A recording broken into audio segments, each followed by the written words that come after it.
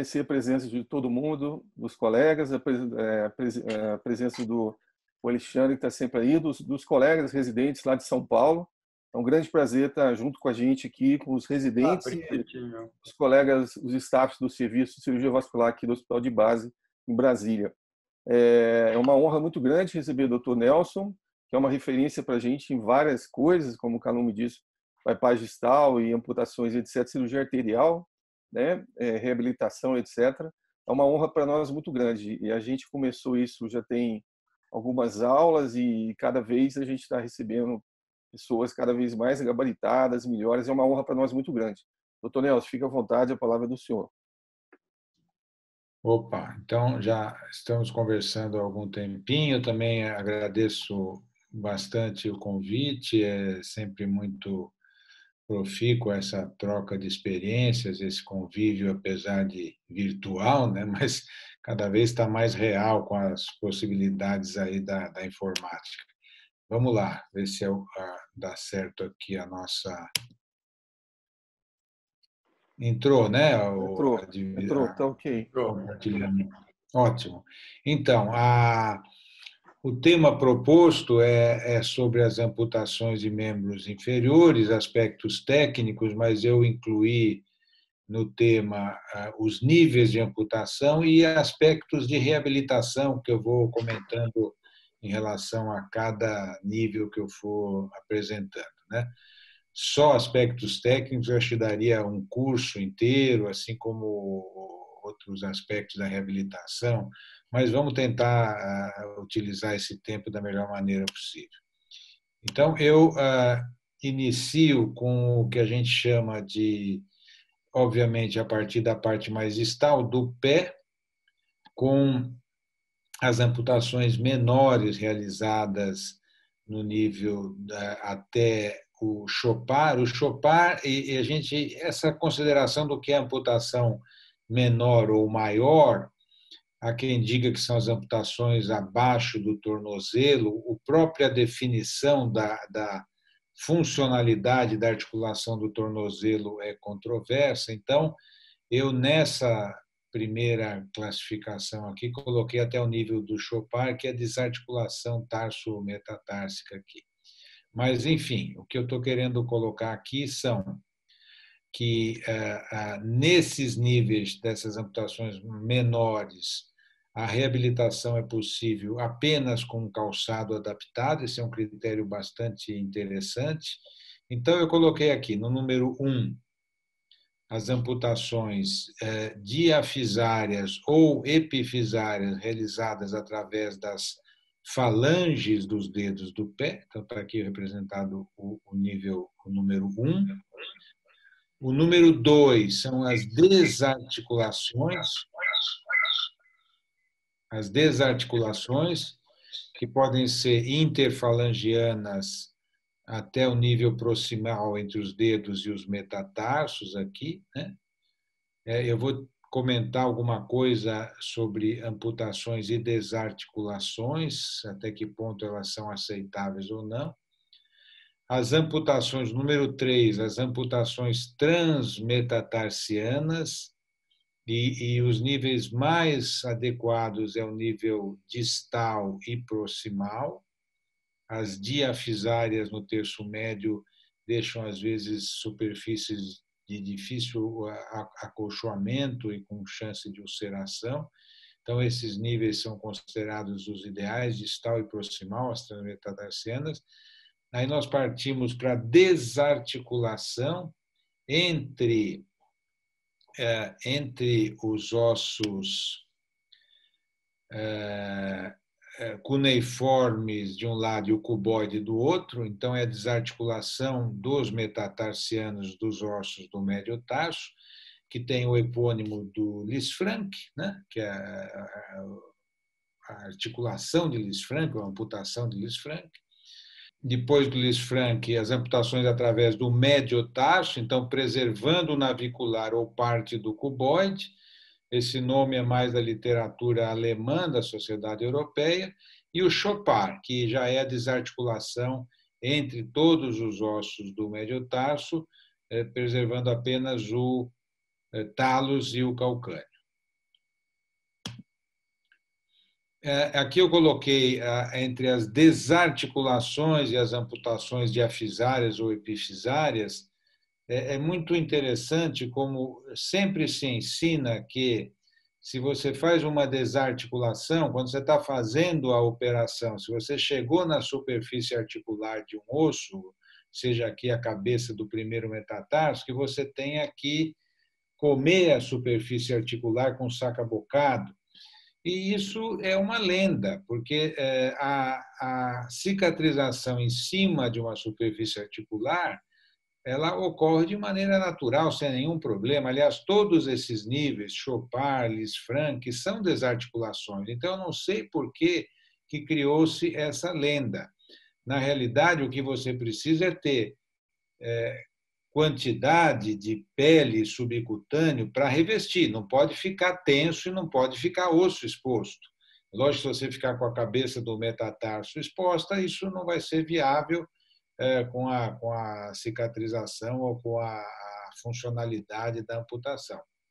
E aqui eu mostro como exemplo essa situação. Desse lado, o coto totalmente cicatrizado, funcional. Desse lado, uma amputação epifisária da falange proximal aqui, mas ainda não totalmente cicatrizado, e que o paciente acabou evoluindo com uma... Eu coloco aqui interrogado, foi infecção, foi isquemia, mas o fato é que acabou infectando e esse paciente evoluiu mal e acabou numa transtibial. Então, essa lenda realmente é uma lenda de que quando você chega na superfície articular, você tenha que comer com saca-bocado, não é justificável. Não sei quem que criou. É claro que se você tiver superfície pele subcutâneo, não superfície, mas quantidade de ter partes moles para revestir a superfície articular, não há nenhum problema em fazer uma desarticulação. Aqui, então, vindo para um nível mais proximal, as amputações transmetatarsianas, né? Então, que a secção óssea é na epífise distal dos metatarsos, a técnica preconiza a preservação de um retalho plantar longo para exatamente prover pele acostumada à carga e o acolchoamento da superfície plantar. Então, nós vemos aqui exemplos de amputações desse tipo, totalmente cicatrizadas. Aqui no segundo plano, um calçado normal, normal, vamos dizer, é um calçado adaptado, calçado com extra profundidade, com palmilha modelada, mas é um calçado, não é uma prótese para que o paciente consiga caminhar. Então, é o que a literatura inglesa chama de chewable, seria o paciente que pode ser adaptado num sapato. O termo, a tradução para o português seria sapatável. Mas o fato é que esses pacientes andam muito bem e têm uma condição de reabilitação muito satisfatória. E aqui as chamadas amputações transmetatarsianas com secção óssea epifisária proximal. Esses cotos são excelentes porque tem uma superfície mais arredondada dos metatarsos, tendo um acolchoamento cutâneo adequado também, a condição de reabilitação é ótima. Frequentemente nós utilizamos uma sapatilha interna feita sob modelagem, né? E isso é adaptado num sapato especial também feito sob modelagem. Para as gerações mais jovens que não me conhecem, eu até hoje, desde que eu me formei, eu montei uma oficina ortopédica e eu fabrico esses calçados. Eu tenho técnicos, né? Eu pessoalmente até conheço as etapas, mas não faço pessoalmente, mas tenho técnicos que fazem o sapato. Isso é muito gratificante, realmente você poder proporcionar ao paciente essa possibilidade real de reabilitação e a confecção e o ajuste desses calçados e o acompanhamento desses calçados. Curiosamente, é mais difícil você ter um sapateiro habilitado do que um técnico ortopédico que faça uma prótese, uma amputação transfemoral, uma amputação maior, né? Então, essas são as possibilidades de reabilitação e eu continuo com essa possibilidade de reabilitação aberta e funcionante. Aqui é chamada operação de Lisfranc, que é a desarticulação tarso-metatársica. Então, todos os metatarsos foram retirados. Aqui está a preservação do cuboide e dos cuneiformes, né? Há quem preconize até o arredondamento dessa borda mais cortante, mais protuberante aqui do osso cuboide. Eu estimulo que os residentes, né, aí de Brasília, os nossos, felizmente, eu já tenho conseguido doutrinar que pelo menos conheçam a anatomia dos ossos do pé. É muito curioso, porque quando você começa a conversar sobre essas amputações, fala o que você seccionou, o que você deixou, o que você tirou. Eu falei, eu cortei uns ossinhos lá no pé. Quer dizer, santo Deus, pelo menos nós temos que ter o conhecimento anatômico do que está ficando, né? Hoje em dia, pelo menos, eu consigo que nas nossas reuniões falar, cortamos o cuboide, deixamos o cuneiforme medial e preservamos o navicular. Então, é o mínimo conhecimento anatômico da estrutura óssea. A estrutura muscular e profunda do pé, ela é complexa, mas também a gente tem que estudar essa anatomia para entender cada vez mais, né? Então, está aqui, o Lisfranc é uma desarticulação, aquilo que eu falo. Não sei quem que inventou que desarticulação precisa sempre comer a superfície articular. Não precisa. Aqui um coto perfeitamente cicatrizado de um Lisfranc e mostrando também a reabilitação. Um calçado com aquele sistema de sapatilha interna que ajuda a dar uma pega. É lógico que você sempre vai ter um comprometimento da área de apoio de superfície plantar e da pega no sapato. Então, se você acrescentar uma sapatilha com velcro aqui em cima, na região do tornozelo, você auxilia a deambulação desse paciente. Para níveis, chegando em níveis mais proximais, a desarticulação transtársica através dos ossos do tarso, nesse tipo, esse epônimo não é tão familiar, não é tão popular como o do Chopard e o do Lisfranc, mas enfim, essa é através do tarso, aqui com a preservação do navicular, há uma variação que preserva parte do cuboide, seccionando parcialmente o cuboide. Só para mostrar esse exemplo, essa paciente, nós tínhamos até negligenciado um pouquinho o diagnóstico da isquemia, ela foi evoluindo com essa situação, até que foi feita a revascularização, mas é claro que todos esses níveis, nós estamos conversando aqui com uma comunidade de cirurgiões vasculares, todos esses níveis vão ser passíveis de cicatrização se tiverem revascularizados, ou se não forem isquêmicos a priori, mas se tiverem uma revascularização feita através de angioplastia, ou de endarterectomia, ou de uma ponte, de uma derivação. Então, isso é claro que ninguém está falando em tentar fazer uma operação desse tipo se o paciente não for revascularizado.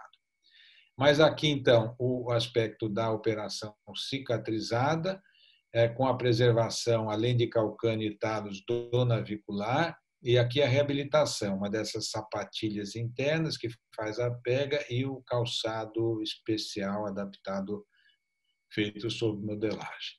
O que é interessante dessa preservação do navicular, é claro que não é o navicular em si que faz a diferença, mas as inserções tendíneas que vão garantir, por exemplo, a flexão plantar e dorsal do tornozelo. Então, até esse nível, nós estamos preservando o tornozelo, a mobilidade, a funcionalidade da articulação entre a tíbia e os ossos do tarso, aqui, o calcâneo e o talos ou o astrago, com a presença do navicular e das inserções tendíneas. Aí nós chegamos no nível mais proximal, que é o nível ainda como eu falei anteriormente, chewable, que você ainda consegue reabilitar apenas com um calçado adaptado, que é o nível do Chopard. E como há uma grande tendência dessa, pela retirada de todo o antepé de uma deformidade em equino, equinovaro às vezes, a tenotomia profilática é recomendável.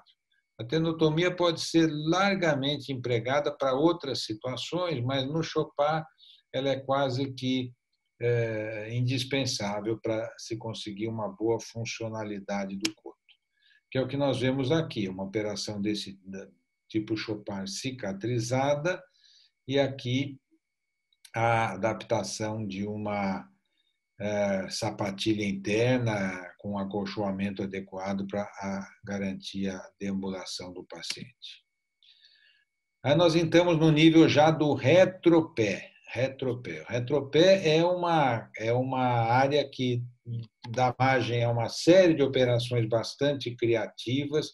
É claro que no nosso ambiente da doença vascular, seja dos pacientes diabéticos que muitas vezes têm infecções profundas e comprometendo as estruturas, seja no caso das isquemias, nem sempre se conseguem essas amputações. Uma delas, a primeira aqui, é o BOID. O BOID é a retirada, está aqui o número 2, a retirada do talos, especificamente, a ressecção do talos. O Pirogoff, que vai fazer uma ressecção parcial do calcânio, uma ressecção parcial da tíbia e a fusão do calcânio com a tíbia, e calcanectomias parciais, né, que também são possíveis para a preservação do pé e da funcionalidade ainda da extremidade. Esse é um Pirogoff, né?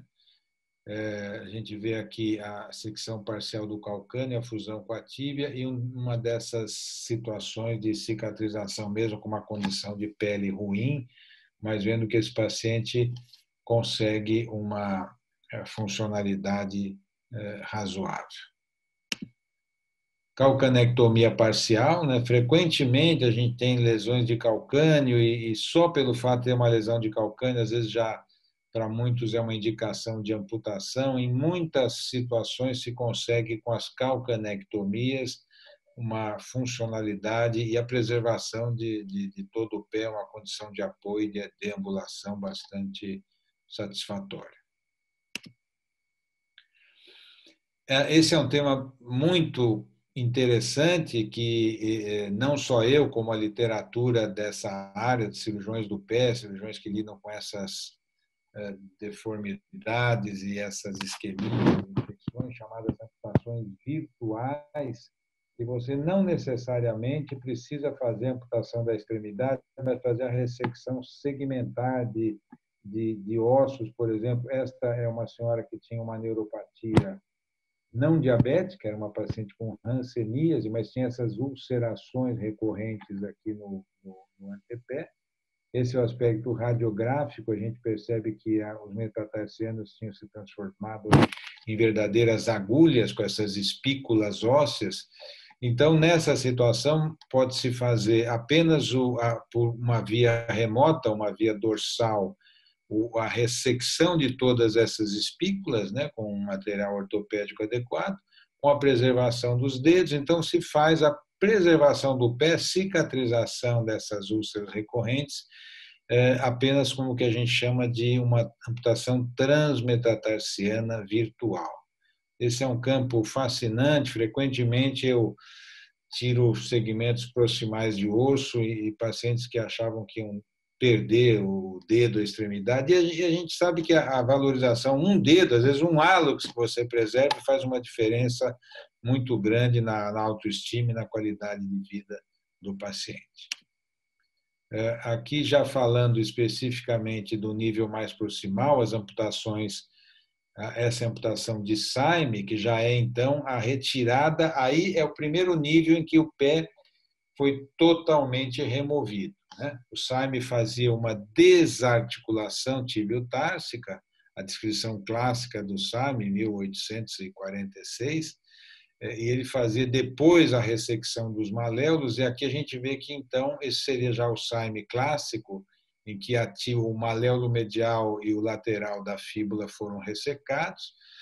Pode ser feita uma secção transversal da tíbia, então já passa a ser uma transtibial, ou preservar parte da superfície articular da tíbia sem nenhum problema. O interessante do Saime é que ele utiliza a pele do calcanhar para revestimento. Então, quando o membro residual da amputação do Saime ele foi feito de maneira adequada, ele preserva condição de apoio na extremidade. Eu estou mostrando aqui já um aspecto protético do Saime, mas esse P com essa flecha mais grossa aqui significa que nessa modalidade de adaptação protética, o paciente tem condição de apoio na extremidade, na ponta, na parte distal do coto, o que é, do ponto de vista funcional, uma coisa muito importante. O que eu estou representando aqui em vermelho é uma interface de acolchoamento. Como o Saime, por preservar a tíbia integralmente, ele transforma um coto num coto bulboso, ou seja, a extremidade distal é mais volumosa do que a parte proximal, tem um colo aqui. Então, para você fazer uma adaptação protética, o azul aqui representa o encaixe rígido, o vermelho seria o flexível, então você tem que acrescentar material aqui para transformar esse coto bulboso num coto cilíndrico, que você possa vestir a parte rígida, e nesse caso, então, o apoio é na extremidade distal. Aqui à direita, nós estamos mostrando que pode ser uma variação técnica, parte da carga ser feito no apoio no tendão patelar aqui, parte da fixação, além de ser esse espessamento acima dos maléolos, pode ser feito através de uma pega acima do côndilo femoral. Então, aqui o apoio terminal vai ser diminuído em relação à parte da esquerda. Como eu falei no começo, só a parte protética daria um curso inteiro, né? Mas, enfim, vamos prosseguir para depois a gente debater e resolver as dúvidas que às vezes que eventualmente surjam.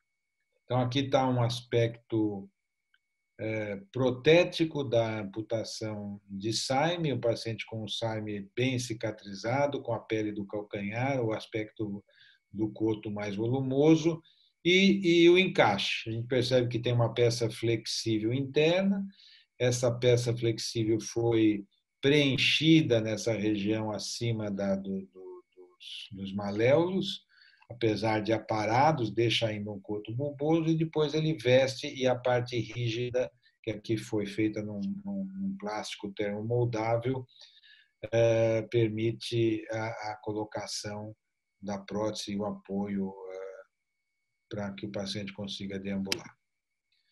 Aqui, como foi me pedido aspectos técnicos, eu fiz é claro que numa apresentação desse tipo a gente acaba resumindo, eu coloquei o tema o nível que eu espero que seja o mais frequente, que é o nível transtibial das amputações maiores. Então, agora nós estamos discutindo as amputações maiores, o nível transtibial, né? O Saime já é uma amputação maior, mas aqui eu coloquei um filme da técnica cirúrgica, a maneira que eu preconizo que seja utilizada. Esse é o único filme de técnica realmente que eu estou colocando.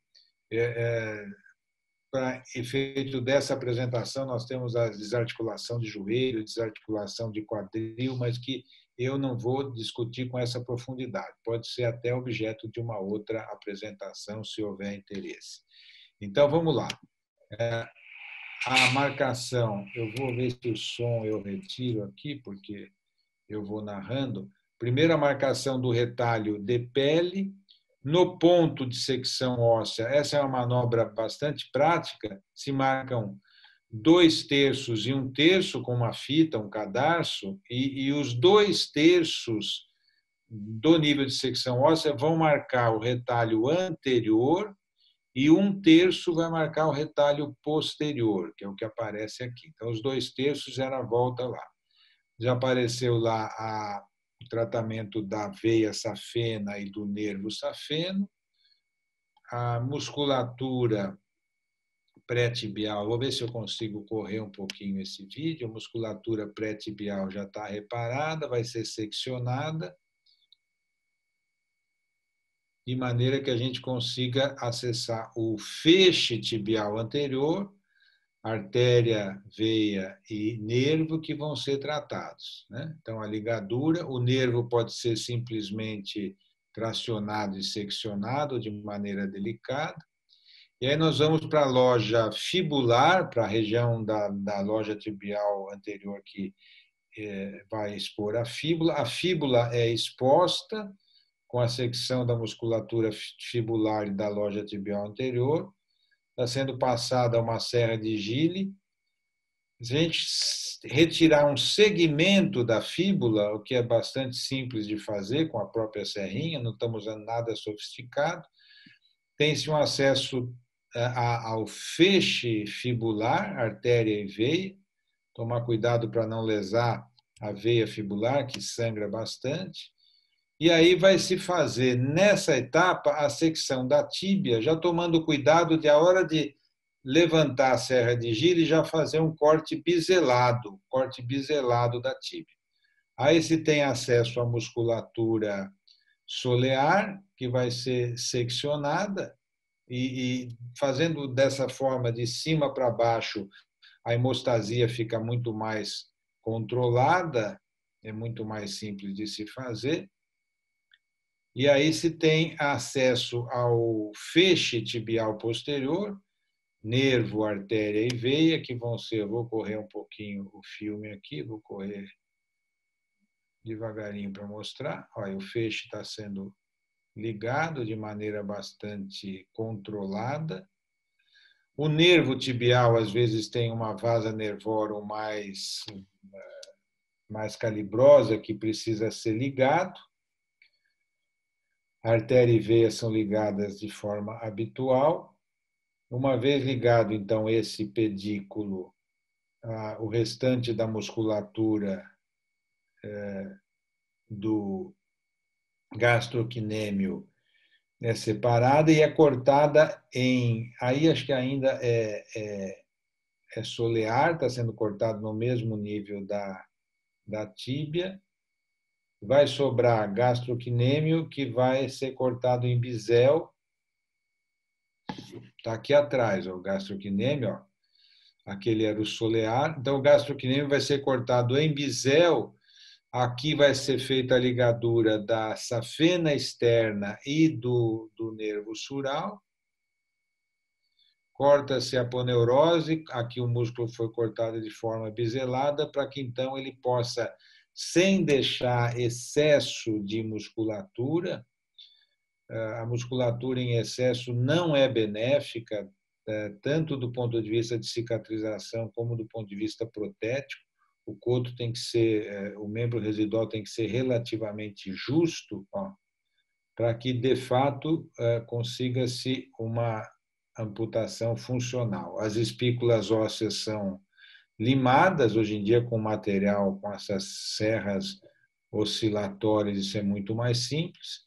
A aproximação da aponeurose posterior em alguma estrutura firme, a aponeurose anterior ou até, às vezes, o próprio periósteo da tíbia é aproximada. E, em seguida, vai se fazer o plano de subcutâneo e pele. Correr mais um pouquinho aqui. Cadê o meu cursor?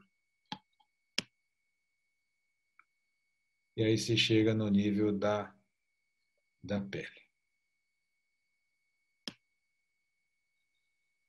Não tem partes moles excessivas, essa é uma amputação da maior funcionalidade. Discutindo um pouquinho em relação a aspectos protéticos, isso aqui são técnicas protéticas, nós ainda mantemos essa oficina funcionante de confecção de prótese, então a gente vê aqui os plásticos termomoldáveis, né? Isso é polipropileno ou polietileno, são materiais que você coloca numa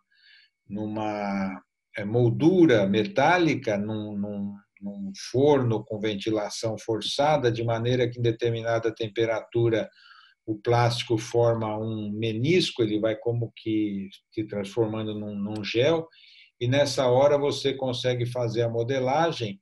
Foi feito um molde positivo do membro residual, do coto de amputação, que é modificado. Aqui já tem o espaço para a interface que vai se utilizar de acolchoamento. Então, com essa manobra, a hora que você aplica o vácuo aqui embaixo, você modela, e quando essa peça resfriar, você vai ter a peça de encaixe que vai dar a estrutura e a rigidez para permitir que o paciente deambule com a sua prótese. Então, aqui, modelos de desenho das amputações transtibiais, né? Os modelos antigos tinham uma correia que era adaptada. Então, aqui o mesmo que eu mostrei para a amputação de saio. O vermelho é uma interface de acolchoamento.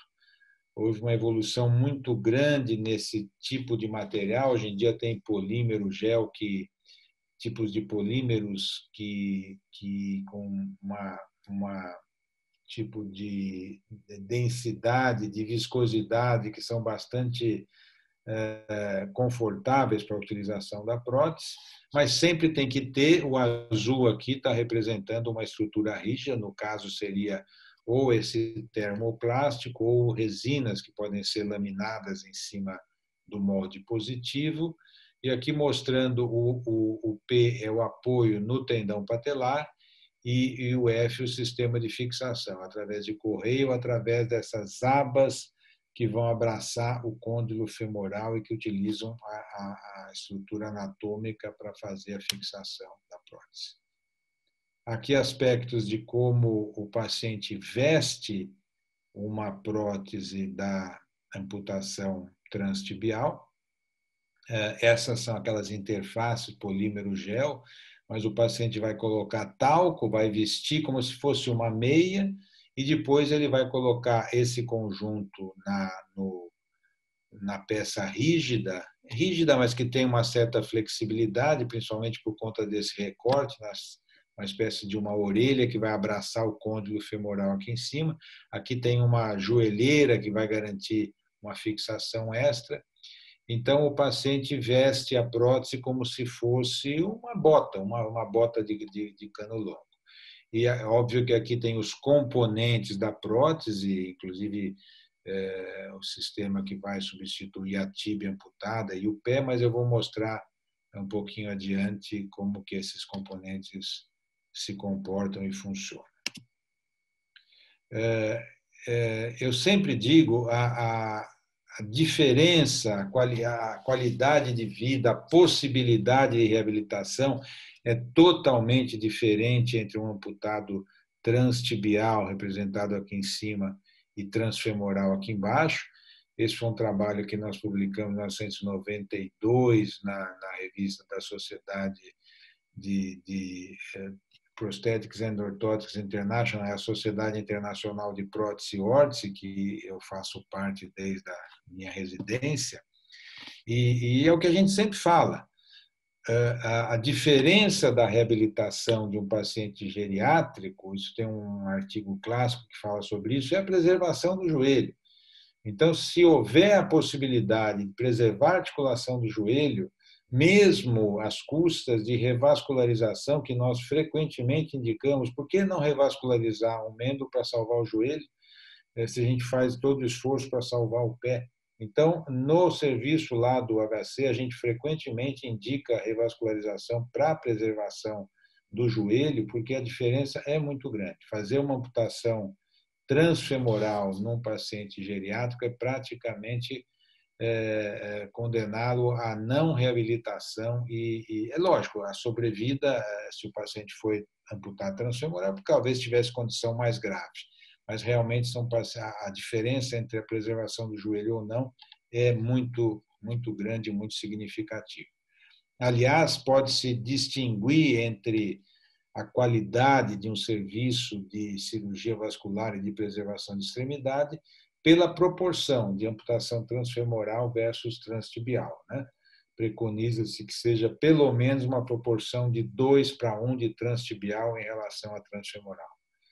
Quem fizer uma estatística no seu serviço e tiver 2:1 de transfemoral e transtibial, deve pôr a mão na consciência e pensar um pouquinho no tipo de atendimento que está proporcionando ao seu paciente.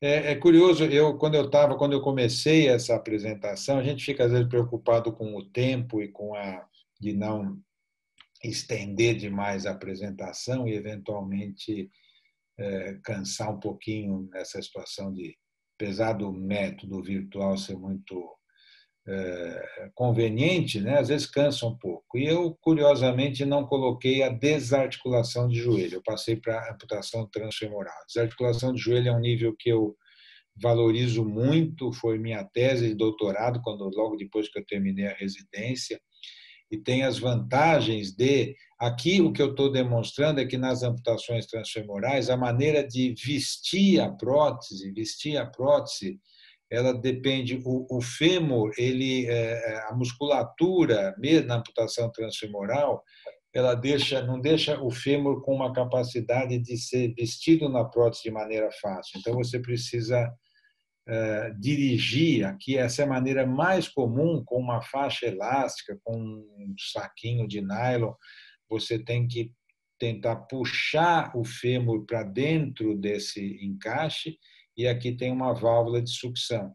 É lógico que se não tiver justo o suficiente vai entrar ar, o coto vai escapar, então a amputação transfemoral, e essa manobra que está representada aqui embaixo, esse rapaz, no caso, era um paciente jovem, tinha tido uma amputação por um acidente motociclístico, mas imagina um paciente de 70, 80 anos tendo que vestir a prótese sozinha dessa forma. Então, nas transfemorais, o que acontece é que o paciente perde frequentemente a condição de independência, que é fundamental, independência de vida para a sua reabilitação, e ele tem bastante dificuldade de vestir a prótese e tocar o seu dia a dia.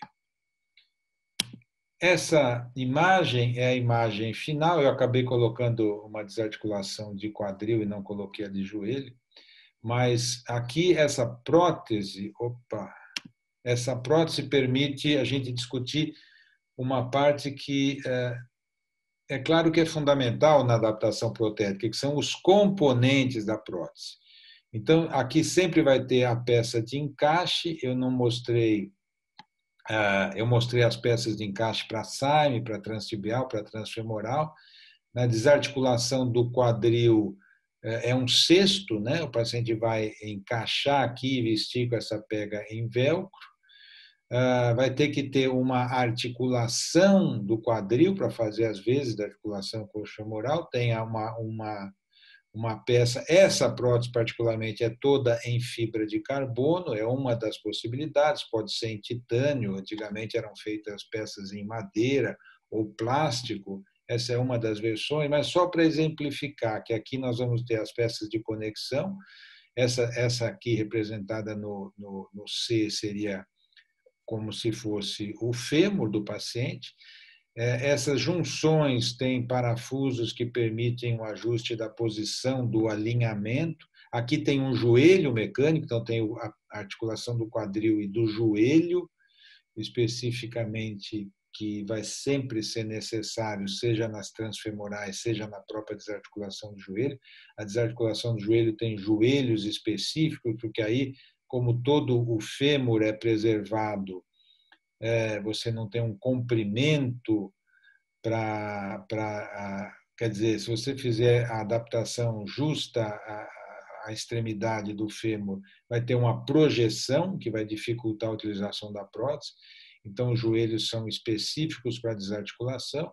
Esses cilindros são mecanismos hidráulicos pneumáticos. E aqui tem um pé, que é todo feito em fibra de carbono, porque a fibra de carbono tem a condição de, ao se deformar, ela preserva energia que retorna ao paciente. Então, são pés de resposta dinâmica, ou pés que têm essa esse efeito de impulsionar o paciente, além de ter a leveza, que é uma característica da fibra de carbono. E aqui a gente vê a cobertura cosmética em uma paciente, também é uma paciente jovem, seria difícil a gente imaginar um paciente de 80 anos reabilitado após uma desarticulação de quadril. A desarticulação de quadril, infelizmente, são operações frequentes, não tanto quanto as amputações de pé ou as amputações distais transtibiais ou transfemorais, mas acontecem. A gente não vê essas publicações no nosso meio vascular, mas a gente frequentemente tem essas desgraças de infecção de prótese que levam até essas amputações mais proximais. Com isso, eu termino ao nível mais proximal, a desarticulação de quadril, e eu vou abrir, então, vou encerrar aqui a apresentação de slides. E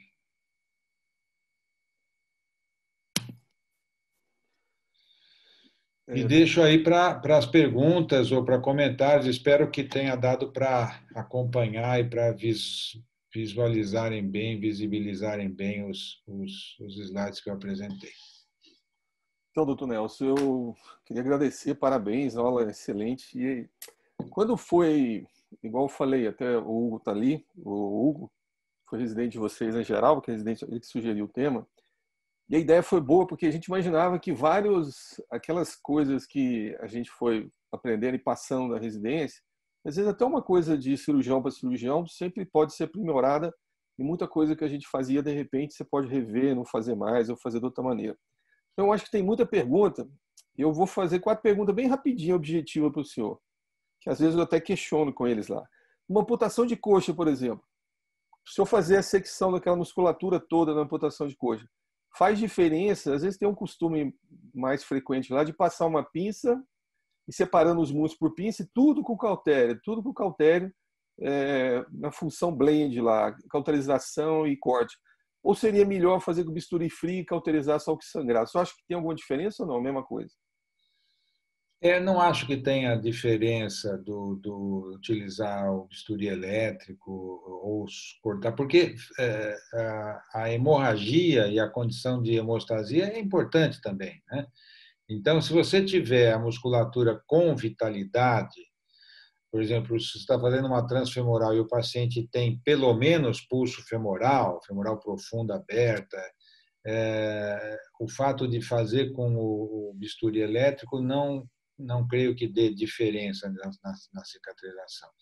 Agora, o que a gente tem, às vezes, essas desgraças, né? Que o paciente está isquêmico, está ocluída ilíaca comum lá em cima, hipogástrica, e às vezes ele vai para uma necrose mesmo da transfemoral. Então, é sempre a condição circulatória que vai ser o fundamental. Mesmo nas transtibiais também, eu não vejo problema de usar o bisturi elétrico, seja em que regulação for, blend. Outra coisa, no ciático, lá em cima na coxa.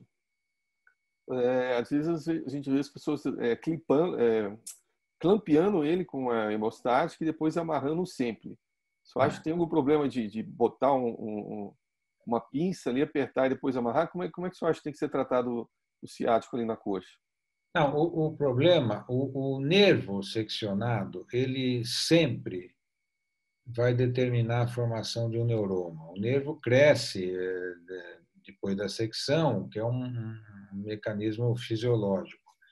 Então, a ligadura do nervo, ela se deve mais à hemostasia, porque, como eu comentei durante a apresentação, às vezes tem uma vasa nervorum que é calibrosa e que pode sangrar, provocar um hematoma e tal. Então, nervos mais calibrosos, como o ciático na transfemoral, como a continuação do ciático tibial posterior na transtibial, eles podem sangrar. Os nervos mais finos, tibial anterior, safeno, você pode simplesmente seccionar e a gente usa fazer uma tração suave e seccionar.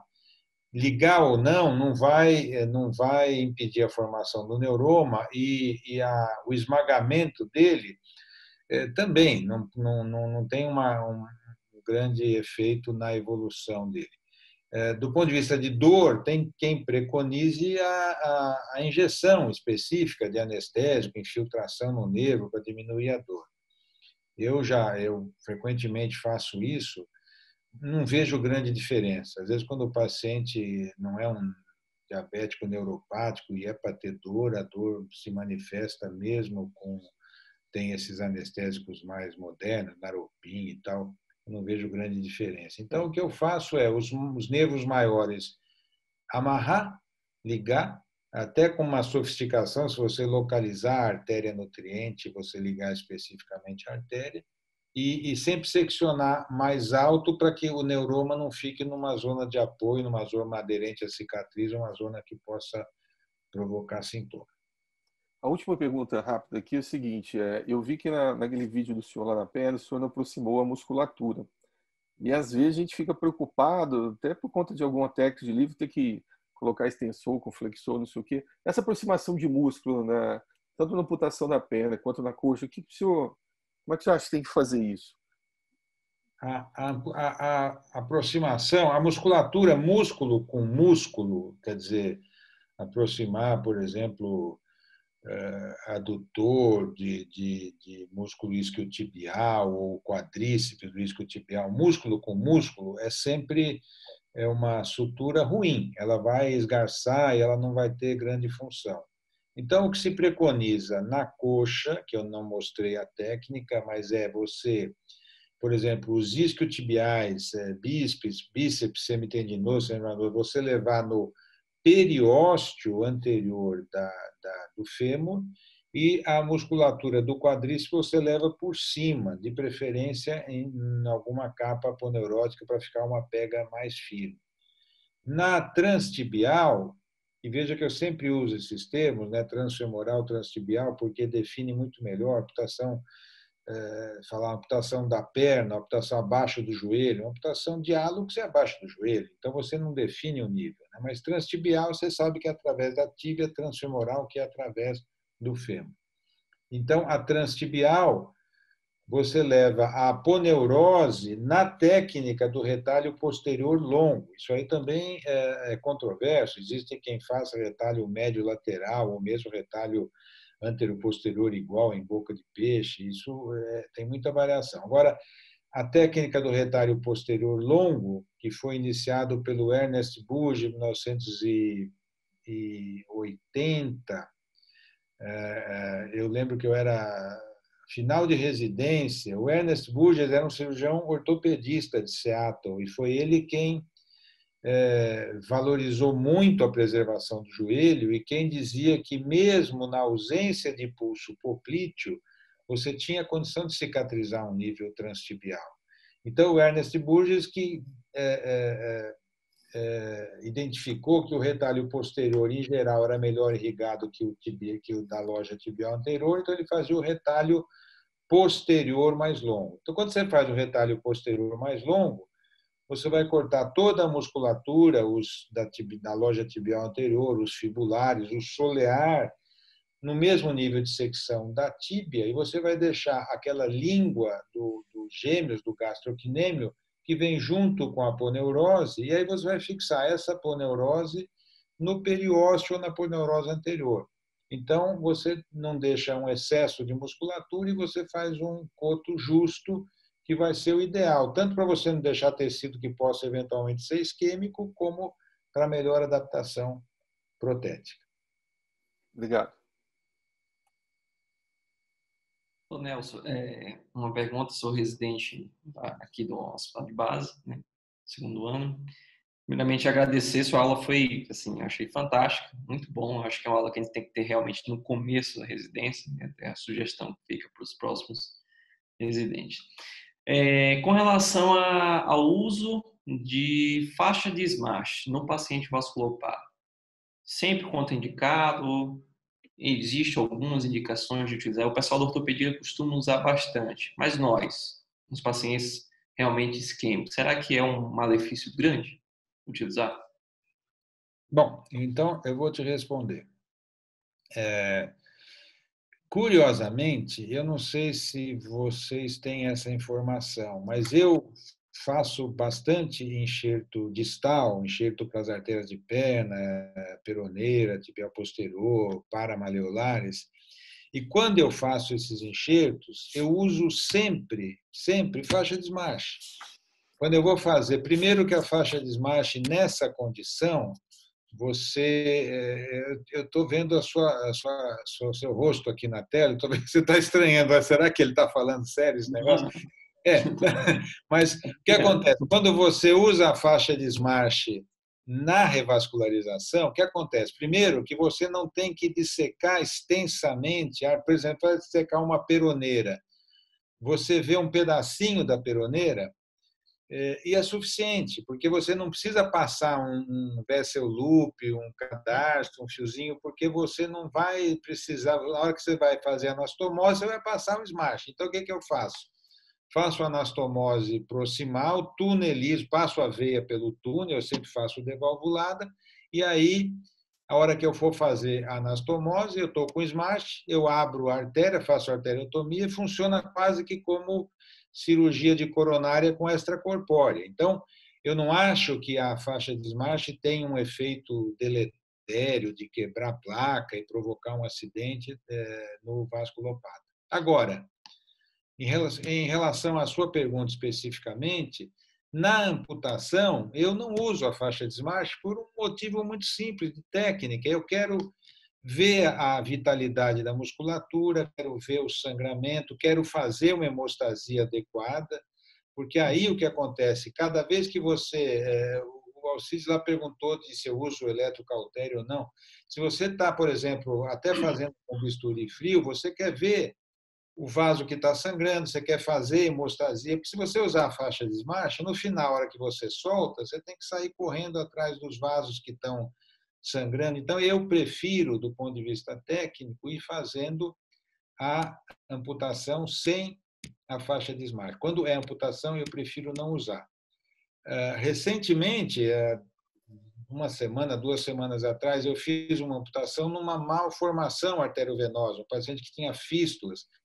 Aí a faixa de Smash eu usei, porque aí era uma questão de evitar que o paciente sanguinasse durante a cirurgia, era um negócio meio dramático. Mas, normalmente, eu prefiro não utilizar. Se quiser utilizar, não vejo grande problema, desde que no final você solte, né? Eu gosto muito de ortopedista e trabalhei muito a vida inteira com ortopedista, mas às vezes os ortopedistas, eles fazem a cirurgia deles com a faixa de Smash, põem um gesso no final e daí que eles tiram a faixa. Então, a hemostasia fica pela compressão do gesso e pela natureza. Então, eu prefiro acompanhar a hemostasia de maneira mais meticulosa. Eu penso assim, né, posso estar errado, mas às vezes você passando, será que isso não diminui a perda sanguínea desse paciente? Será que isso não é um benefício? Digamos que você vai distal, né, para aproximar, será que não perde menos sangue, né? Então, normalmente, o que eu acho é que nos pacientes que a gente trata, que são os vasculopatas isquêmicos, a perda de sangue não é tão importante, porque você está no limite. Se tiver sangrando, você até fica contente. E dá para você, essa técnica que eu mostrei, porque quando eu comecei a residência, o pessoal falava o seguinte, eu não sei se você usa essa técnica que eu mostrei, mas você vai seccionando tudo, né? Inclusive, às vezes, as cegas, você passa o bisturi de baixo para cima, na loja posterior e tal, e tira a peça e depois você sai fazendo hemostasia. Eu mostrei uma técnica que você estou dizendo a transtibial, transfemoral é igual, mas transtibial. Você ligou essa fenda, depois você passa uma pinça na musculatura tibial anterior e vai cortando. Sangrou, você ligou. Chega no feixe, liga o feixe. Aí você vai para a fíbula, corta a musculatura fibular. Seccionou, tira um pedaço da fíbula e liga especificamente a artéria e a veia fibular, as peroneiras. Daí você vai para a musculatura solear. A musculatura solear, às vezes, tem lagos venosos. Você está vendo, você está fazendo a secção com visão direta e hemostasiando. Liga o feixe tibial posterior. Daí você vai para o gastrocnêmio, também com visão direta, enxergando e cortando. Se for o caso, usa o cautério, não tem problema, como eu respondi para vocês. Então, você consegue fazer com uma hemostasia bastante regrada. Não é aquele negócio que você corta e deixa e vai tentando achar onde está sangrando. Mas pode, não tem nada contra usar o garrote, como eu falei. Não é pelo fato de ser vasculopata que você não pode usar. Muito obrigado.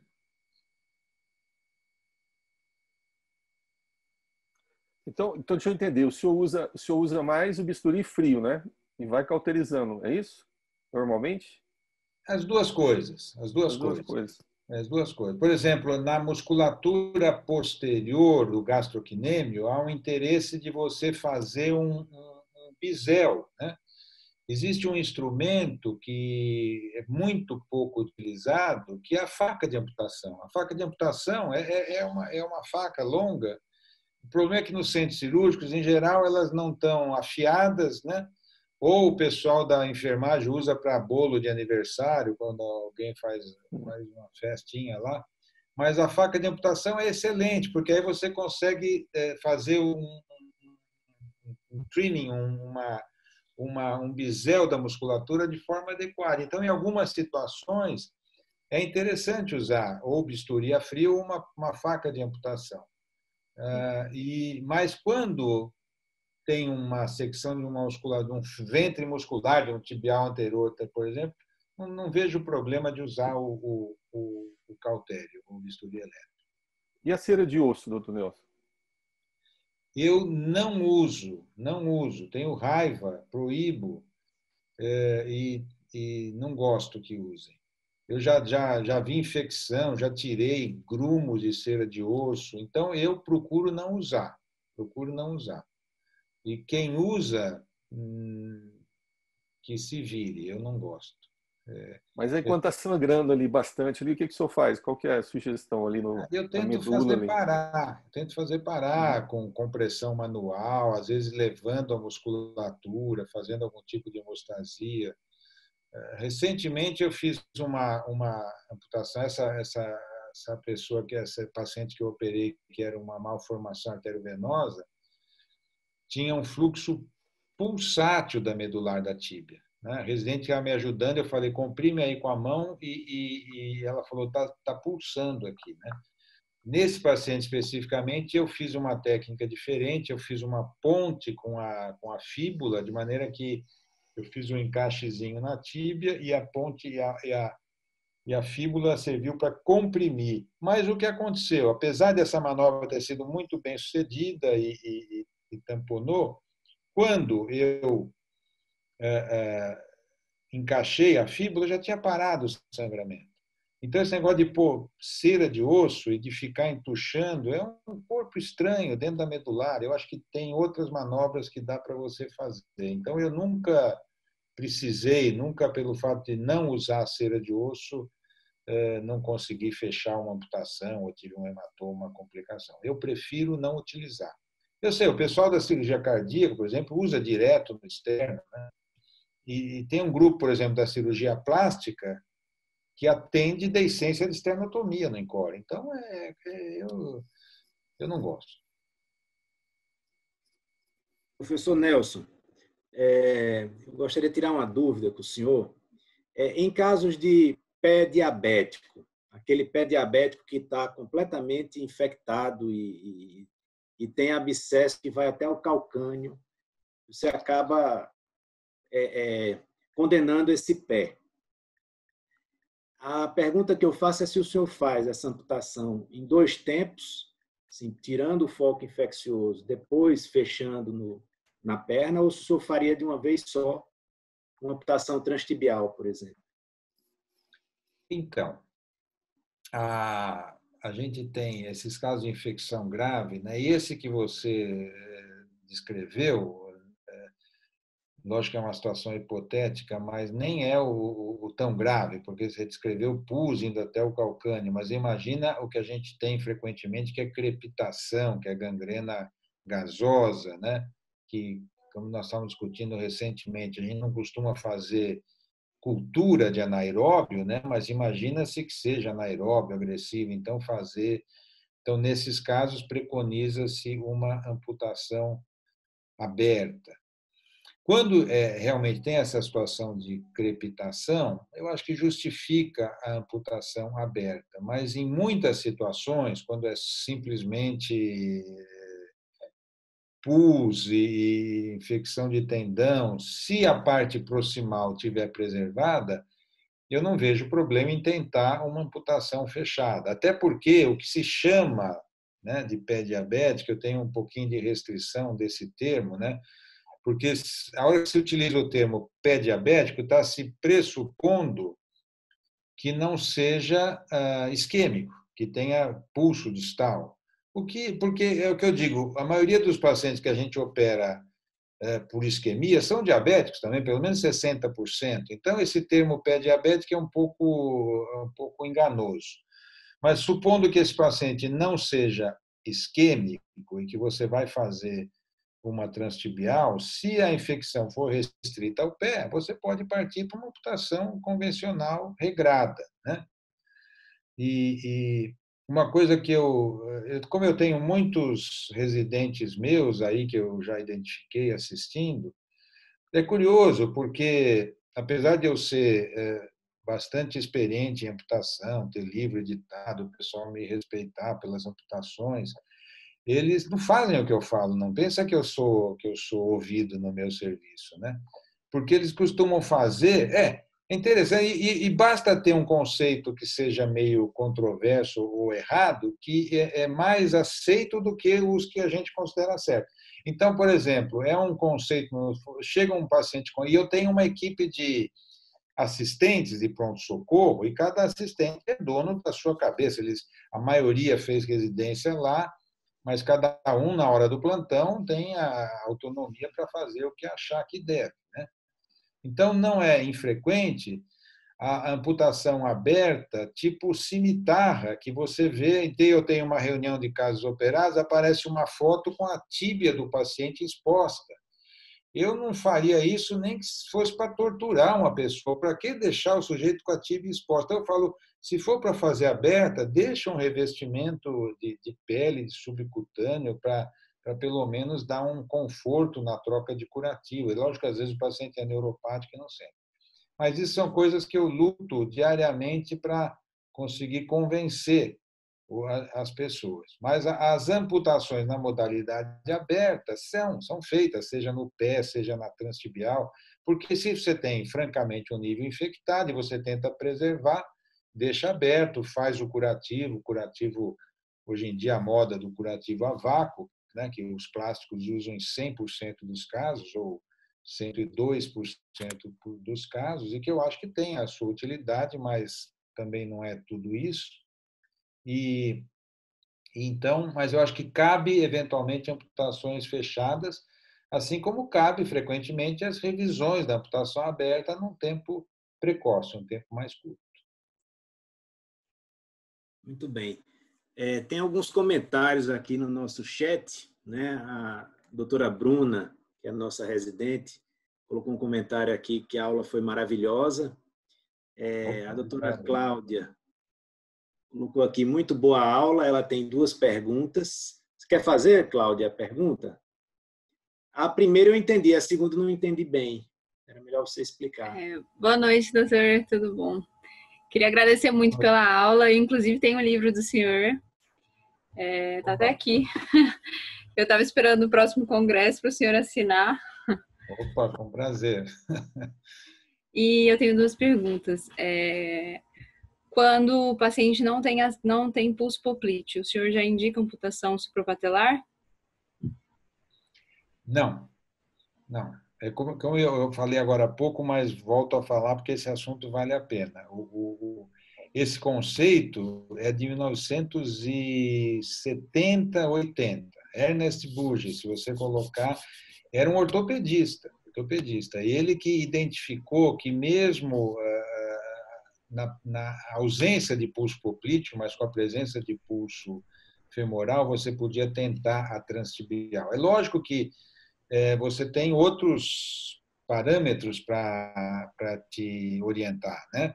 Se o paciente tem, primeiro, a parte clínica, se tem temperatura cutânea no nível transtibial, abaixo do joelho, se tem boa perfusão, se o paciente tem arteriograficamente uma profunda aberta, uma femoral superficial que vai até um terço mais distal. Então, você tem outros parâmetros.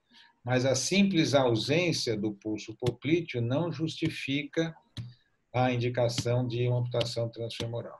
E outra coisa que eu também comentei, se julgar que é pertinente fazer ou uma angioplastia ou um enxerto para preservar nível, eu não vejo por que não. Por que você não possa fazer? É lógico que a gente recebe muitos pacientes acamados, sem funcionalidade, com flexo de joelho e com situação clínica muito grave, aí é claro que não justifica. Aí a transfemoral é um nível plausível para um paciente que não vai ter chance de reabilitação e às vezes está num estado clínico muito grave. Entendi. Outra coisa, quando que o senhor indica só amputar o calcânio? Bom, retirar só o calcânio. Quando também o pé tiver perfusão ou que você conseguiu restaurar, seja através de uma revascularização, hoje em dia pode ser angioplastia endovascular ou uma cirurgia aberta. Se você revascularizou, por exemplo, o paciente ou voltou pulso tibial posterior, que é o ideal, ou voltou pulso tibial anterior, que pelo arco plantar pode ser suficiente, e é uma região, vamos dizer assim, limitada do calcânio, você pode tentar a calcanectomia. E com a retirada da parte do calcânio, frequentemente você não fecha, mas aí pode ocorrer uma granulação que dá para levar a uma preservação do pé com funcionalidade. Eu tenho vários pacientes com calcanectomia que tiveram uma evolução boa. O professor René Baumgarten, na Suíça, tinha muitos casos de calcanectomia. Como é que chama a colega lá Daqui a pouco eu lembro o nome. A colega americana que tem um trabalho só de calcanectomia. E daqui a pouco eu lembro, eu falo o nome dela. Professor Nelson, é o Marcos. Eu tenho uma pergunta para fazer para o senhor do ponto de vista de números, né, questão de estatística, e duas do ponto de vista técnicos, né? A gente aqui no serviço ainda, infelizmente, nós temos uma taxa de amputação, vamos dizer assim, maior, muito alta. Eu tenho uns números aqui para mostrar para o senhor. 30% dos nossos procedimentos atualmente são do último ano, um ano e meio para cá, a gente tem registrado, foram amputações, especialmente cirúrgicas, 30% das nossas cirurgias. E aproximadamente 54% foram amputações maiores, perna, coxa, né, desarticulações. E isso é uma realidade que a gente vem acompanhando no nosso serviço. E tem uma série de características relacionadas a isso. É um hospital que recebe o entorno, pacientes muito graves, sem acompanhamento ambulatorial do entorno todo, inclusive de Brasília também, e outras características, mas assim, a gente ainda acha isso muito alto, sabe? Queria saber do senhor como que é aí no Hospital das Clínicas essa questão de estatística em relação a amputações maiores, menores, etc. E as duas, do ponto de vista técnico, uma delas é o seguinte: pacientes que têm indicação de fazer uma amputação, que não são poucos casos, uma amputação, uma desarticulação, por exemplo, de um pododátilo, por uma infecção, na qual pensa-se em não fazer a fixação, a sutura primária. O senhor acha que vale a pena preservar a cartilagem, manter a cartilagem sem seccionar o osso, com vistas a diminuir a infecção, vamos dizer, óssea, de corpo ósseo? E a outra pergunta é em relação ao funny foot. Se o senhor, do ponto de vista, quando há, por exemplo, uma plausibilidade de manter-se um dedo ou dois dedos e o paciente ficar com aquele aspecto de funny foot, se o senhor dá preferência a isso ou prefere fazer uma amputação num nível um pouco mais alto, evitando a questão, melhorando a questão da protetização desse paciente? Tá, vamos lá. Primeiro, o nome da colega que eu tentei lembrar era Palma Shaw. Palma Shaw é uma cirurgia muito ativa nos Estados Unidos. Ela tem apresentações só sobre calcanectomia. Então, as meninas aí, a Palma Shaw estimula muito as cirurgiãs vasculares, né? Aliás, ela me cumprimentou uma época porque ela falou que nos Estados Unidos Tem países na Europa, a gente acha, por exemplo, a Suíça muito desenvolvida. Eu, uma ocasião, encontrei umas médicas recém-formandas na Suíça e eu falei, porque uma delas ia fazer radiologia intervencionista. Eu falei, por que você não faz cirurgia vascular? Ela falou, não, nós não somos, na Suíça quase que proíbem a gente de fazer cirurgia vascular. Não acham que seja uma especialidade para mulheres, né? E a Palma Shaw falou que a população de cirurgiãs no Brasil é impressionante, e realmente é. Nós temos, acho que, mais residentes mulheres do que homens atualmente, né? E é uma coisa bastante interessante a nossa especialidade, como é evoluída aqui no Brasil em relação a isso, né? Em relação à sua pergunta especificamente, a porcentagem ou a incidência, nós temos um número enorme de amputações, enorme. Eu faço essa reunião semanal, a gente começa com as amputações e frequentemente é isso, é transfemoral, transtibial, paciente que amputação transfemoral bilateral. Nós discutimos a coisa do Covid agora há pouco, né? E nós temos Covid e não Covid, amputa daqui, amputa dali, é uma porcentagem realmente muito, muito alta em relação ao volume de cirurgias arteriais. Eu diria que talvez seja até maior do que as amputações, as cirurgias que a gente faz habitualmente. Também eu estava numa dessas reuniões com um cirurgião daqueles países do centro europeu, né? E ele falou assim, não quero discutir amputação. Amputação não é cirurgia para professor, isso aqui é cirurgia tal. Veja, todo mundo tem, e no Brasil talvez tenha mais, mas é um problema de saúde pública e populacional muito grande, né? Agora, em relação às suas perguntas específicas, né? O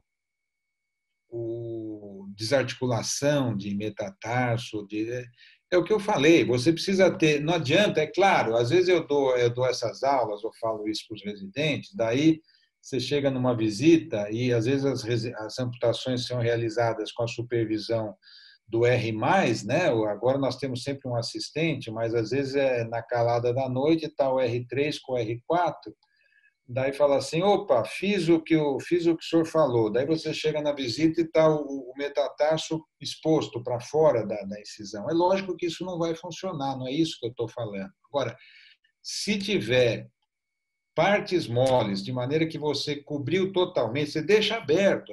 As amputações abertas são a maioria, é a recomendação na infecção. Você deixa aberto, deixa exposto, bem drenado, mas com o retalho cutâneo que vai permitir depois, quando ocorrer a cicatrização por segunda intenção, que aquilo fecha.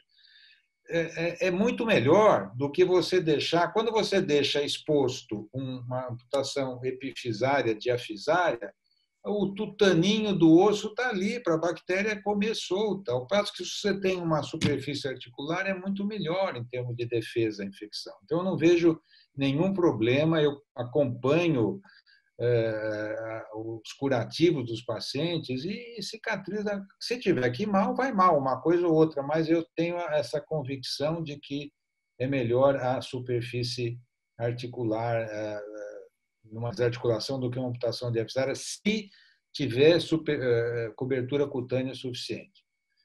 Você usou uma expressão que quem gostava era o Antônio Vieira de Mello, lá do Rio, né? O funny foot. Você estudou lá, fez residência com o Antônio? Não, não. Ele que usava esse funny foot aí, que, como termo de quando sobra um dedo, 2 dedos e tal. Eu não tenho nenhum problema. Eu acho o seguinte: o que for tecido viável, do paciente, preserva, né?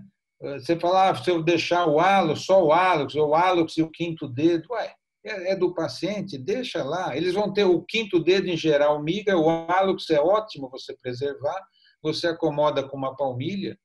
Eventualmente, um dedo isolado do pé pode ser que ele tenha uma chance maior de ulceração e tal, mas eu tenho a tendência de, até nessa situação, preservar, né? E não vejo nenhum problema. O que acontece é que nenhum cirurgião, mesmo nenhum, veja, estou dizendo genericamente, mas mesmo nos Estados Unidos, onde tem os podiatras que fazem a cirurgia ortopédica, o vascular, quando chega nessas situações, encaminham para o podiatra, que é um ramo da ortopedia, né? Eles não fazem calçado, eles encaminham o paciente para fazer calçado. Então, eles não acompanham a palmilha, a acomodação. Então, daí o paciente volta depois de um tempo machucado, fala, foi porque eu deixei um pé, um dedo esquisito e tal. Mas depende de como foi feito essa acomodação. É raríssimo o sujeito que faça um calçado apropriado, eles usam o calçado pronto, que é o calçado de pé profundo, no máximo com uma palmilha. Então, é muito difícil você ter essa visão. Então, eu procuro preservar a estrutura do paciente que tiver vitalidade e condição de ser preservada. Tem uma pergunta, professor. Cláudio, tudo bom? Qual o momento que o senhor faz as amputações? Logo no transoperatório, revascularizou, já tira o dedinho, a transmeta e o calcanhar também, a calcanectomia, ou espera um tempo, se não houver risco de aumento da infecção local, espera um tempo e faz numa segunda ocasião? A grande maioria, Calume, a gente faz no mesmo tempo, né? Porque, em geral, o que acontece também no nosso meio é que o doente fica esperando, às vezes em fila para revascularizar, a infecção comendo, a gangrena progredindo. Então, você revasculariza e já faz o debridamento, a amputação, né? Até a condição de sangramento. Condição de sangramento permite a gente ver se a revascularização foi bem sucedida, se está revascularizando a parte distal. Então, a grande maioria dos casos, a gente termina e já debrida ou amputa. Nós tivemos, ano passado, uma reunião com o pessoal lá da Universidade da Califórnia, São Francisco, e o Michael Conte, o pessoal que está nas diretrizes globais, e eu percebi que eles têm algumas orientações diferentes. Às vezes é claro, se você pega um doente que internou o tal do pé diabético, né? O cara não é isquêmico, então aí você debrida aí rapidamente o máximo que você puder. Agora, se você recebe um isquêmico, às vezes lá em São Francisco, eles fazem o debridamento ou a amputação e depois a revascularização. Mas eles têm talvez mais agilidade de sala cirúrgica, não tem. Então ele prefere resolver uma eventual infecção para depois revascularizar. Eu acho que eles estão errados.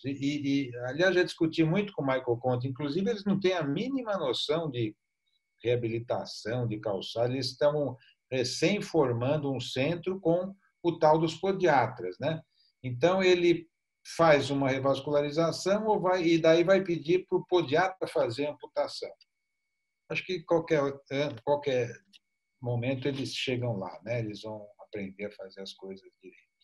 Sim. Eu tenho uma outra pergunta, pegando o gancho lá do Marco Aurélio, do Funny Foot. Muitas vezes, quando você tem um hálux doente, é preferível você fazer uma transmeta, um hálux, mais o segundo e o terceiro, fazer uma transmeta do que tirar aquilo ali e preservar os 2 últimos dedos, ou um dedo, ou 3 dedos. Porque, dependendo devido à anatomia e da mecânica do pé, com o tempo, aquilo ele vai fazer uma úlcera. Isso eu vi um ortopedista conversando, dando uma explicação sobre isso, pé diabético, principalmente. Então, é preferível você fazer uma transmeta do que deixar 1 ou 2 dedos. Eu não sei até que ponto isso é verdadeiro. O que você acha disso aí? Eu acho, sinceramente, uma lenda. Os ortopedistas falam isso. Porque você faz uma transmeta. Quantas transmetatarsianas você não viu voltarem ulceradas na tua vida? É igual. Agora, se você deixar, por exemplo, uma área maior de apoio, cabeça de metatarso de 1/4, de 1/5, ou 4 e o 5º dedo preservados, você melhora a condição de apoio. Então, esse negócio de faz a transmeta ou faz uma coisa de toda a linha de metatarso, eu, sinceramente, acho que é uma lenda. Esse ortopedista que você está falando nunca fez um sapato, uma palmilha para ninguém, ele se baseia no que um protético, eventualmente, depois vai dizer, machucou porque preservou o dedo. Então, eu, sinceramente, eu tenho casos e casos, o paciente com o quarto, quinto dedo preservados, que volta depois de anos de uso de calçado e palmilha totalmente cicatrizado. Então, não acho justificado você incidir tecido são, tecido com vitalidade, tecido estrutura óssea, em nome de vou tirar porque vai melhorar. É que nem quando antigamente, lembra que o dentista falava, vou tirar o dente porque vai melhorar, não sei o quê, então arrancava o dente do fulano. Agora a gente arranca o dedo que está bom. Eu não acredito nesses ortopedistas.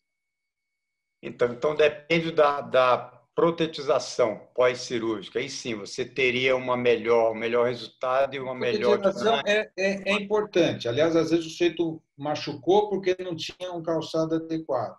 Agora, de qualquer maneira, mesmo que ele não protetize, é o pé dele. Vamos ver qual é a distribuição de carga. Agora, você concorda? A maioria das pessoas, salvo se for um indígena, ele vai usar um calçado. Então, faz parte do processo, né? Mas eu acho que até descalço ele talvez tenha um benefício, talvez não, tem benefício da preservação da estrutura do pé. Então, as amputações transmetatarsianas parciais são bastante indicadas, na minha ótica, pelo menos. Ok. Eu estou falando para um público aí de Brasília, daqui a pouco vão me prender, então vamos encerrar essa discussão aqui, vão dizer que eu estou indo contra os ortopedistas, contra o conhecimento estabelecido.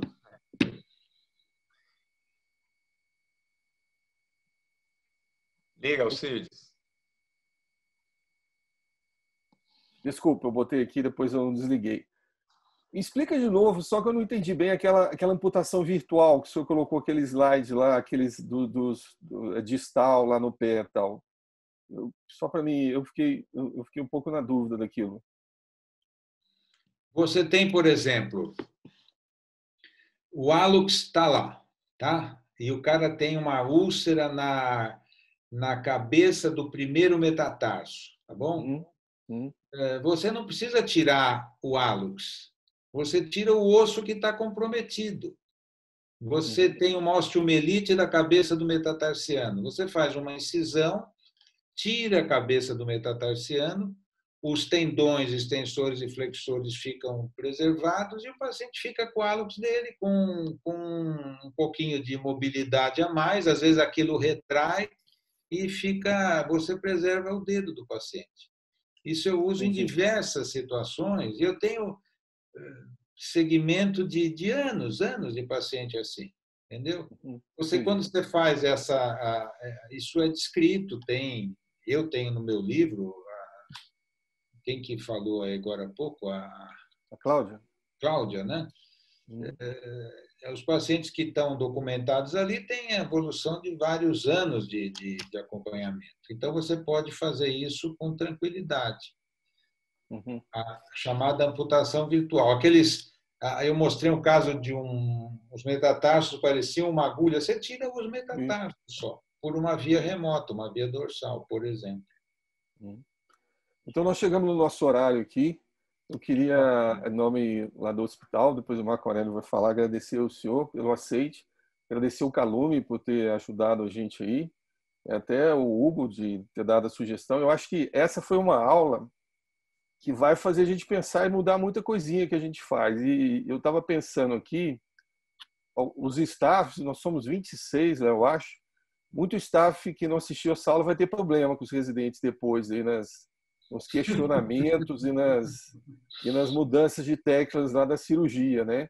E essa é a finalidade, né? A gente evoluir, discutir, evoluir. Então foi muito bom. Então, da minha parte, eu queria agradecer, passar para o Marco Aurélio. que é o supervisor do programa lá, é para ele encerrar. Alcides, eu vou deixar o Calume encerrar, tá? Ele vai fazer as honras da casa, aluno do professor Nelson. Professor Nelson, eu queria comentar uma coisa com o senhor, baseado naquele comentário. Assim, desde os tempos bíblicos, o povo já era puxado a orelha do povo por não valorizar os seus profetas, né? Então, eu acho assim, interessante, a gente tem que dar valor em quem tem experiência, quem sabe, quem se dedicou, que dedicou uma vida ao ensino, à pesquisa, ao estudo. É importantíssimo isso. A gente está num ambiente aqui de residência, de ensino e aprendizagem, então é muito importante comentar e assim, eu queria que o senhor recebesse de nós aqui, dos nossos serviços, a nossa homenagem, né, a toda essa dedicação, todo o seu trabalho, todo o seu esforço em atuar num campo realmente, como o senhor disse, né, muitas das vezes relegado ao último plano, né, de uma população carente, com dificuldades. Então, assim, eu queria homenagear o senhor e parabenizá-lo pelo seu trabalho, toda a sua trajetória, e pela sua palestra, que foi excelente, foi maravilhosa. Foi antes e depois da palestra. A gente tem aqui uma marca, foi antes da sua palestra, agora depois. Vai discutir bastante tudo que o senhor falou aí, né? E eu agradeço de coração e tenho certeza que todos nós aqui aprendemos um pouco e foi muito importante ter ouvir do senhor todo esse cabedal de conhecimento que o senhor nos transmitiu. Muito obrigado. Bom, eu que agradeço. Agora o Calume vai fechar aí, mas eu faço o meu agradecimento agora ou depois do Calume? Não, é melhor o senhor fechar, não? Não, eu só quero dizer o seguinte, que eu que agradeço a oportunidade, realmente essa possibilidade de discussão virtual aí acaba sendo muito interessante, né? O positivo desse Covid ou pós-Covid realmente é um método que a gente está tendo essa possibilidade até de uma interação maior, né? E eu lembro que a gente fala hoje muito em medicina baseada em evidência, né? E que eu costumo dizer nas nossas reuniões internas que a opinião do especialista é o último grau de evidência, é o grau 5, né? O grau 1 é o estudo randomizado, prospectivo, controlado, e a opinião do especialista é o grau 5 de evidência. Então, vocês podem pegar tudo isso que eu falei e jogar lá para baixo. Falar, olha, o cara falou, mas é a opinião dele, né? Ele que acha assim e tal. E eu até aceito, porque realmente cada um vai criando a sua vivência, existem os estudos randomizados e as coisas que às vezes levam a gente por caminhos tenebrosos. Mas então eu que realmente agradeço, foi uma reunião muito interessante, agradeço muito a interação com vocês aí, essa possibilidade. E eu só senti o que ia ser mais um ponto polêmico a mais é que também passou batido foi a desarticulação de joelho, porque provavelmente vocês, ou muito pouca gente pratica, né? Foi, como eu falei, a minha tese de doutorado e eu acabei colocando transtibial e transfemoral e pulei a desarticulação. A gente pode marcar uma outra apresentação para os pontos que tem muita coisa para falar, né? Muita coisa para falar de reabilitação, de aspectos técnicos. Então, de repente, isso foi uma primeira apresentação do que poderia ser até um curso continuado, né? Mas fecha você, Calume. Foi um prazer estar te vendo aí. E então completa aí dá o fecho na reunião. Porque é sempre bom revê-los, né? Os grandes professores, os mestres, né? E a gente sempre tem uma boa penetração, um bom conhecimento com o pessoal de lá. Isso é bom.